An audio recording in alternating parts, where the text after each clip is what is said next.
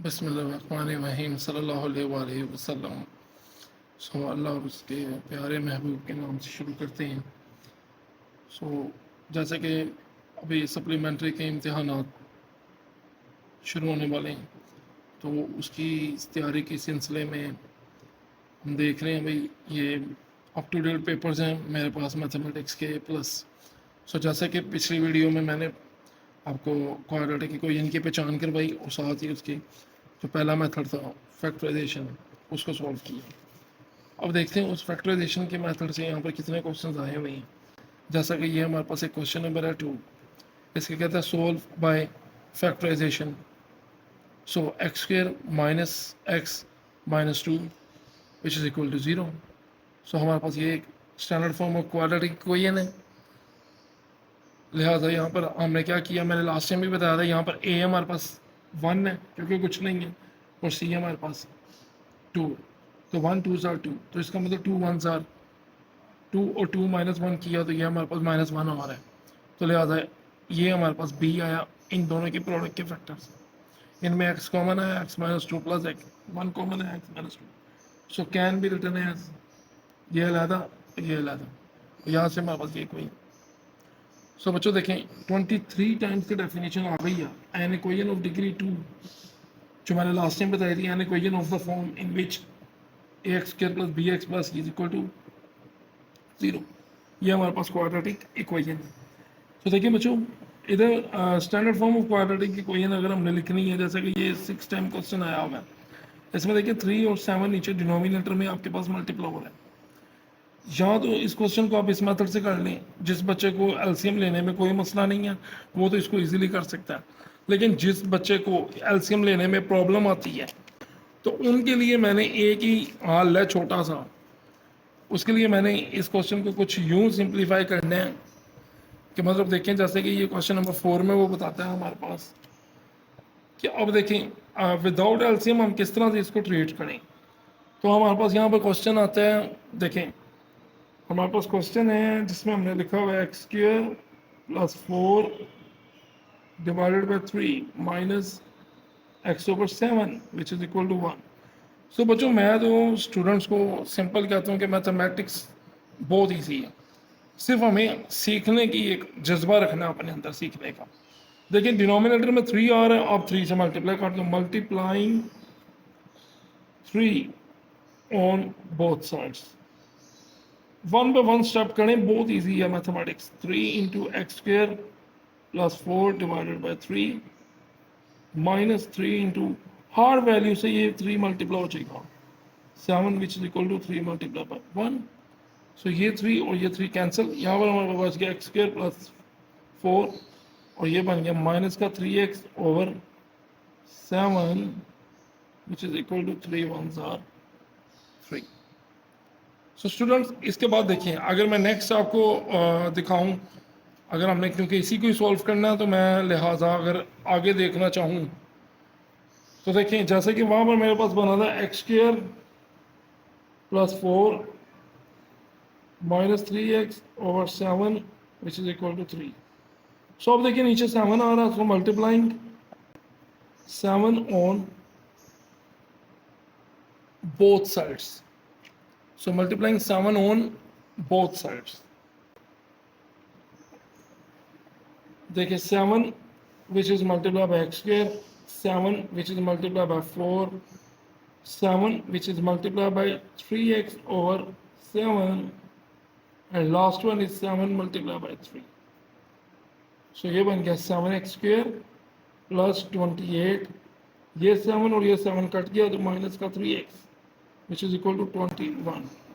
Students देखें 7x square, अब सारी वैल्यूज इस तरफ करते हैं क्योंकि हमने standard form of quadratic equation बनानी है, प्लस 28 और ये आ गया माइनस का 21 which is equal to 0। Next इसके बाद देखें, ये हमारे पास बन गया x square 7x square minus का 3x और ये 28 में से जब 21 माइनस हुए तो हमारे पास कितना बचा, प्लस का 7 विच इज इक्वल टू, और ये स्टूडेंट्स हमारी standard form of quadratic equation है। देखिए भाई, जैसे कि मैंने आपको बताया था ये रहा वो आपका आंसर। जो इन्होंने एलसीएम लेके किया और हमने सिंपल मेथड से किया। सो नेक्स्ट स्टूडेंट हमारे पास एक क्वेश्चन नंबर 5 आ रहा है। क्वेश्चन नंबर 5 में आप लोगों ने देखना है कि 4 minus 32x equal to 17x square. इसको आपने स्टैंडर्ड फॉर्म में कन्वर्ट करना है, ये दोनों वैल्यू उस तरफ चलेगी। सो दिस, इस एरो को कहते हैं दिस इम्प्लाइज कि अगर कोई चीज़ लेफ्ट साइड से इक्वल है तो वो राइट साइड से भी इक्वल है। तो लिहाजा 7x square plus 32x minus 4 is equal to 0। So students, अब आप लोगों ने मुझे बताना है नेक्स्ट हमने क्या करना है। हमने 17 और 4 को आपस में क्या करना है, मल्टीप्लाई। तो 17 4 आर क्या बनेगा, कोई बच्चा बता सकते हैं? तो 17 4 आर हम क्या बनाएंगे भाई, 17 4 आर। सो देखिए भाई स्टूडेंट, 17 4 आर हमने करना है अब।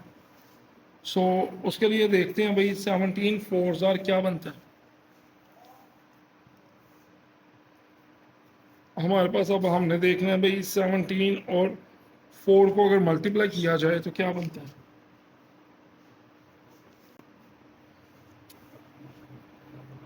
So 17 multiplied by 4, 4 sevens are 28, 4 ones are 4 and 2 68।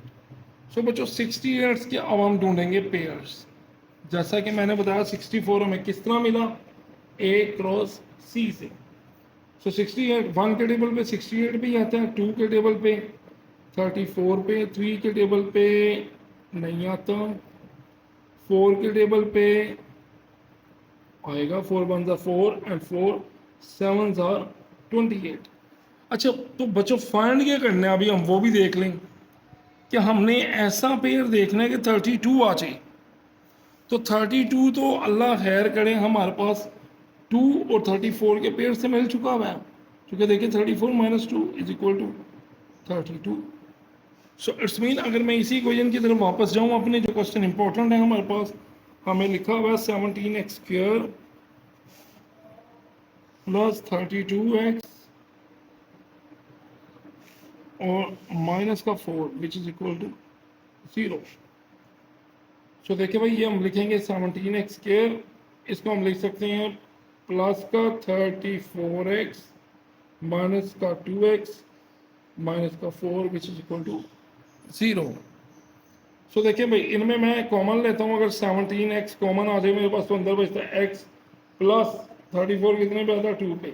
इधर से अगर माइनस का 2 कॉमन ले लूँ, अंदर क्या आता है x plus 2 which is equal to 0।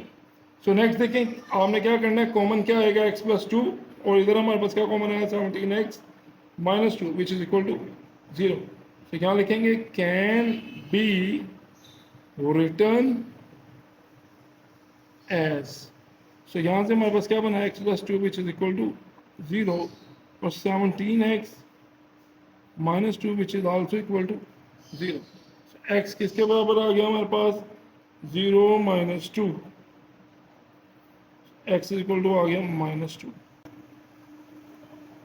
और यहाँ से हमारे पास क्या आएगा 17x which is equal to 0 plus 2। So students, आप लोगों ने मुझे बताना है कमेंट्स में कि अगर कुछ समझ नहीं आई तो पूछना मुझसे कमेंट करके। सो 2/17।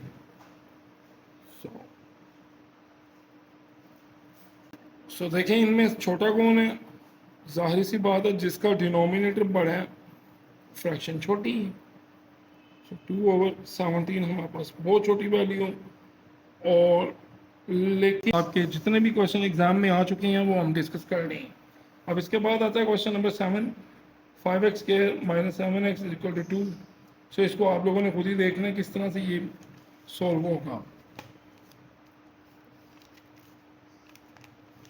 सो इससे आगे चलते चाहें अगर, तो हमारे पास इस पेज पे भी कोई मतलब क्वाड्रेटिक का ये जैसे फैक्टराइजेशन का क्वेश्चन 9 हमारे पास सॉल्व होने के लिए बैठा है। इसी तरह अगर हम इधर देखें तो हमारे पास इधर इस पे भी एक ये क्वेश्चन पड़ा हुआ, थोड़ा सा ब्लड हुआ है, but you can easily watch them. So this is, so next हमारे पास ये क्वेश्चन नंबर आ रहा है 19 20। ये क्वेश्चन फैक्टराइजेशन क्या है, क्वेश्चन नंबर 21 फैक्टराइजेशन से होगा, क्वेश्चन नंबर 23 फैक्टराइजेशन से है। और देखिए बड़ा इंपॉर्टेंट क्वेश्चन है क्वेश्चन नंबर 23। देखें ये हमारे पास कौन सी, अभी मैंने फॉर्म पढ़ाई थी पिछले लेक्चर में कि जहाँ पर b 0 हो गया तो ये प्योर क्वाड्रेटिक है, x square minus 9 is equal to 0, so 9 is the square of 3, so we know, आपने एक फार्मूला याद किया होगा, कौन सा वाला A square minus B square which is equal to A minus B and A plus B. So देखो इसमें ए हमारे पास है x और b हमारे पास है माइनस ए 3, सो एक मरतबा प्लस में और एक मरतबा माइनस में, देन आप इसको कैन बी रिटर्न करके सॉल्व कर सकते हैं। सो नेक्स्ट स्टूडेंट, इसके बाद हम आगे आए तो हमारे पास ये स्टार्टिंग में ही दो क्वेश्चंस इकट्ठे ही बैठे हैं, question number 25 and question number 26। सो ये दो करने के बाद आप क्वेश्चन नंबर 28 देखें, देन आप 29, और उम्मीद है अगर आप इतने क्वेश्चंस कर लेंगे तो ये टॉपिक के लिए इनफ है इस क्वाड्रेटिक के लिए। सो आपने ये एग्ज़ाम पॉइंट ऑफ व्यू से ज़रूर देखना लेक्चर्स, आपके उम्मीद करता हूँ कि आपको इससे काफ़ी कुछ सीखने का मौका मिलेगा। सो घबराना नहीं है, नाकामियाँ और कामयाबियाँ सब साथ साथ ही हैं, बस एफर्ट करनी है आप लोगों ने थोड़ी सी, और इंशाल्लाह ये कवर अप हो जाएगा, जैसे कि क्वेश्चन नंबर 42 भी है। सो ये आपने क्वेश्चंस करनी। इसी तरह ये देखें, अगर हमारे पास यहाँ पर भी ये सब अब लॉन्ग क्वेश्चन के हवाले से इम्पोर्टेंट है। सो बहरहाल अभी तक का ये है, मैं फिर से बता रहा हूँ कि ये किस बुक से मैंने किया, A+ सीरीज़ की ये बुक है, मैथमेटिक्स 10th, और जो बच्चे मतलब वीक हैं, सारा नए कोर्स कर सकते कवर अप, तो उनके लिए ये बहुत बेस्ट है कि अगर वो इस बुक से प्रिपरेशन करें, अच्छे तरीके से मैथड्स को समझें, तो उनके लिए काफ़ी अच्छी होगी, रहनुमाई उनको मिलेगी। सो उम्मीद करता हूँ कि ये आपके लिए आज बेनिफिशियल रहा होगा लेक्चर। सो इसी तरह नेक्स्ट लेक्चर्स के लिए भी आप कमेंट्स करें, तो देन आपको कोई भी मसला होगा मैं इंशाल्लाह उस पर पूरी कोशिश करूँगा कि एक वीडियो जल्द बना के दे दी जाए।